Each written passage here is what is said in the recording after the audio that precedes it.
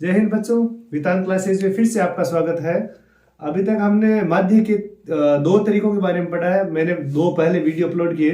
पहले वीडियो में हमने प्रत्यक्ष विधि से समांतर माध्य ज्ञात किया था। दूसरे वीडियो में कल्पित माध्य विधि से समांतर माध्य ज्ञात करना। और आज हम पढ़ेंगे पद विचलन विधि द्वारा समांतर माध्य। पद विचलन भी कह सकते हैं और पग विचलन भी कह सकते हैं, दोनों एक ही चीज है। तो हम पढ़ेंगे पद विचलन विधि द्वारा समांतर माध्य। तो अब हम पढ़ेंगे पग विचलन विधि द्वारा समांतर माध्य। ये क्वेश्चन दिया हुआ है, किसी फैक्ट्री के 50 श्रमिकों की दैनिक मजदूरी का बंटन दिया हुआ है। पग विचलन विधि द्वारा दैनिक मजदूरी का समांतर माध्य ज्ञात करो। ये इस विधि का तो एग्जाम में नाम दिया हुआ आता है कि भाई पद विचलन विधि या पग विचलन विधि द्वारा। अगर पद विचलन आए तो भी आप कंफ्यूज मत होना, यही क्वेश्चन है। अब यहाँ क्वेश्चन दैनिक मजदूरी दी हुई है 500 से 520, 520 से 540, 540 से 560, ये इधर और इधर दी हुई श्रमिकों की संख्या 12, 14, 8, 6 और 10। अब इससे अगला कॉलम क्या बनेगा? इससे अगला कॉलम बनाएंगे हम वर्ग चिन्ह। और वर्ग चिन्ह मैंने पिछले दो वीडियो में भी बताया है। वर्ग चिन्ह कैसे बनता है? जो यहाँ फर्स्ट कॉलम में इस वर्ग में निम्न सीमा और ऊपरी सीमा, इस वर्ग की निम्न सीमा 500, ऊपरी सीमा 520, इन दोनों को जोड़ेंगे और फिर 2 का भाग देंगे। तो बार बार लिखा है, एक बार और लिख रहा हूं, आपकी गलती ना हो। वर्ग चिन्ह ऊपरी सीमा प्लस निम्न सीमा भाग 2। तो ऊपरी सीमा है 520, निम्न सीमा है 500 भाग 2, ये हो गया 1020 भाग 2, तो 510। तो ये आ गया आपके, यहाँ 510 आ गए आपके वर्ग चिन्ह। ये तो आपको पता होंगे, पिछली वीडियो में भी मैंने बताया। अब क्या करना है? अगर अंतराल बराबर है तो आपको ज्यादा दिमाग नहीं लगाना है। 20-20 का अंतर चल रहा है तो इसमें 20 जोड़ते चलो। 510 में 20 जोड़े तो 530 हो गए, 530 में 20 जोड़े 550 हो गए, और 550 में 20 जोड़े 570 हो गए, और 570 में 20 जोड़े 590 हो गया। अब इससे अगला कॉलम क्या होगा? इससे अगला कॉलम होगा विचलन ज्ञात करना है। विचलन को बोलते हैं D. D is equal to X minus A. A का मान निकालना है यहाँ पे। तो ए का आप इधर लिख लो एक बार। ए कितना होगा? ए आप कल्पित माध्य बोलते हो। तो इनमें जो एक्स में जो बीच का मान है वही ए का मान होगा। तो यहाँ 2 और ये नीचे भी 2, तो 550 बीच में, तो ए का मान होगा 550। तो आपको यहां लिखना है डी बराबर एक्स माइनस 550। ये कल्पित माध्य हो गया। अब क्या करना है? 510 में से 550 घटा, एक्स की जगह यहाँ ये जो मान है ये यहाँ रहेगा। हर मान यहाँ रख के देखना। 510 में से 550 घटाए तो माइनस के कितने बच गए? 40। 530 में से 550 घटाए तो माइनस के 20, क्योंकि ये छोटी संख्या है, ये बड़ी संख्या है। अब 550 में से 550 घटाए तो 0 बच गए। 570 में से 550 घटाए तो अब प्लस के बचेंगे 20। यहाँ 570 रख रहे हैं, हर मान को यहाँ रख के देखना है। माइनस का आ रहा है तो माइनस का लिख दो आप। और 590 में से 550 घटाए तो ये बच गए 40। ये 3-4 कॉलम हो गए। इसमें 2 तो क्वेश्चन में थे, 2 पहला वर्ग चिन्ह वाला आपको पहले बताया हुआ है। अब डी ये कल्पित माध्य में आया था। अब आगे क्या करना है? इसमें अगला कॉलम होता है u बराबर d बट्टा h। अब h का मान क्या होगा? h होता है अंतराल। h क्या होता है? इनके बीच में जो अंतर है या अंतराल है वही h का मान होगा। तो h का मान होगा 20 का अंतराल, तो h का मान 20 होगा। तो आपको यहाँ 20 रखने हैं। यहाँ क्या करना है? 20 रखने हैं आपको। अब जो ये मान है डी का, सब में 20-20 का भाग देना है। तो 40 में 20 का भाग दिया तो माइनस 40 है तो -2 आ गए। फिर 20 में यहाँ ये विचलन वाला ये मान हम यहाँ रख के देख रहे हैं। 20 में 20 का भाग दिया तो माइनस का 1 आ गया। 0 में 20 का भाग दिया तो 0 आ गया। 20 में 20 का भाग दिया तो 1 आ गया। और 40 में दिया तो 2 आ गया। बहुत इजी है, ज्यादा टफ नहीं है, थोड़ा सा ध्यान रखना है। यहाँ अगला कॉलम u बराबर d बट्टा b से 20 कहां से आए? u बराबर वैसे होता है u बराबर d बट्टे h, ये होता है u बराबर d बट्टे विचलन बट्टे अंतराल। तो विचलन कितना? विचलन हम रख देंगे यहाँ, काफी 4-5 मान दिए हुए। h का मतलब होता है कि अंतराल। अंतराल तो सब में बराबर है तो एक ही अंतराल आएगा। तो d बट्टे 20।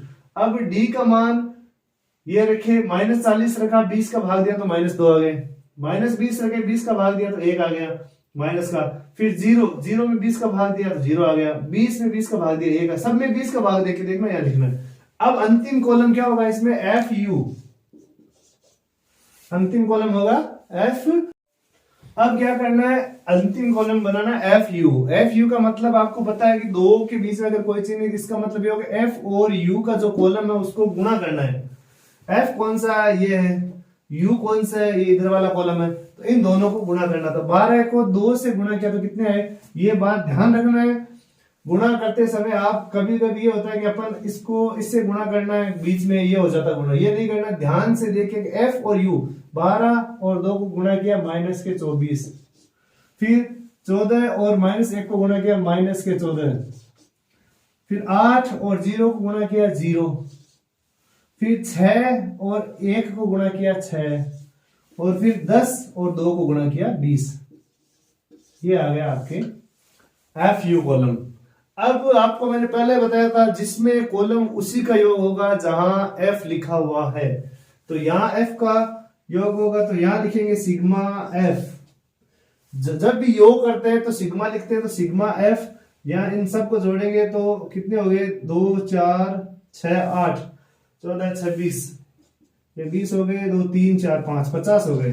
तो इसका मतलब सिग्मा एफ का योग 50 आया।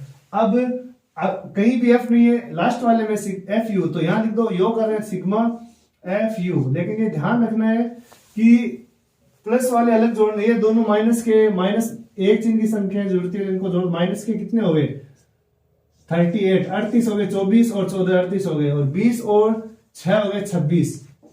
अब ज्यादा किसके, माइनस के, कितने ज्यादा है, तो यहां देख लेंगे घटा के, माइनस के 12 ज्यादा है, तो यहां आ गए माइनस के 12। अब क्या करना है, अब लगाना है अपने को सूत्र। सूत्र किसका लगाना है, कल्पित माध्य द्वारा, सॉरी, पग विचलन विधि द्वारा समांतर माध्य। तो यहां लिखो पग विचलन विधि द्वारा समांतर माध्य।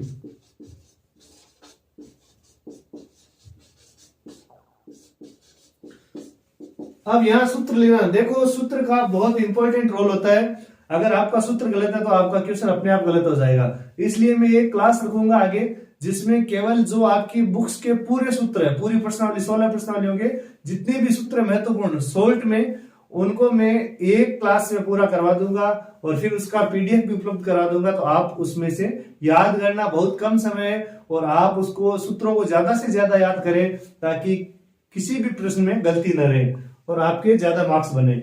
अब क्या करना है, कल्पक विचलन विधि द्वारा समांतर माध्य का क्या सूत्र है, तो इसका सूत्र होगा a plus sigma F you बटे सिग्मा एफ और गुणा h।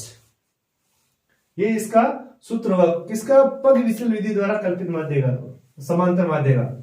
अब क्या करना है, a का मान हमने यहां लिख दिया, यहां कहा काम में लिया, यहां काम में लिया था 550, और h अंतराल है, यहां काम में लिया था, तो ये लिख दो 550 प्लस सिग्मा एफ यू का मान नीचे है माइनस के 12, माइनस 12, सिग्मा एफ का मान है 50, तो यहां आ गए 50, और इंटू h अंतराल कितने का है, 20 का है, वहां लिखा हुआ h 20, 0 से 0 कट गया। ये गुणा में काट सकते हैं, इसको आप नहीं काट सकते, ध्यान रखना, ये प्लस में, ये दोनों ऊपर नीचे गुणा, दोनों के बीच गुणा का चिन्ह, तो आप काट सकते हो ऊपर नीचे की संख्या, भाग दे सकते हो।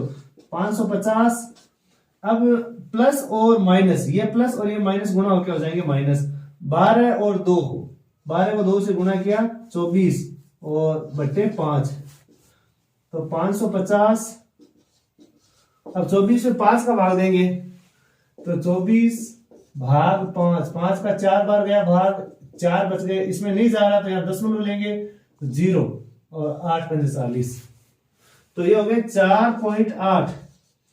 अब यहां गलती की संभावना ज्यादा होती है, इसको ध्यान से घटाएं, कैसे घटाना है, 550.0 ऐसे लिख दो आप, 0 नहीं है लेकिन आप लिख दो, और 4 पॉइंट के 10 के नीचे 10 आना 4.8।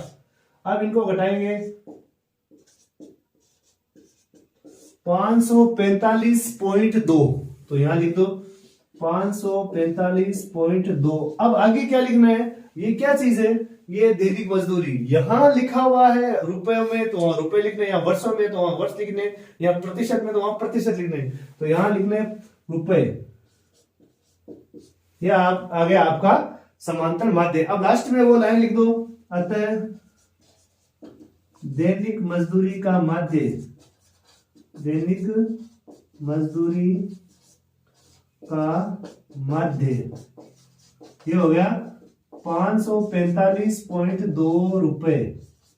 रुपए का ये भी लिख सकते हो, और ये पुराना वाला सिंबल है और ये नए वाला सिंबल है।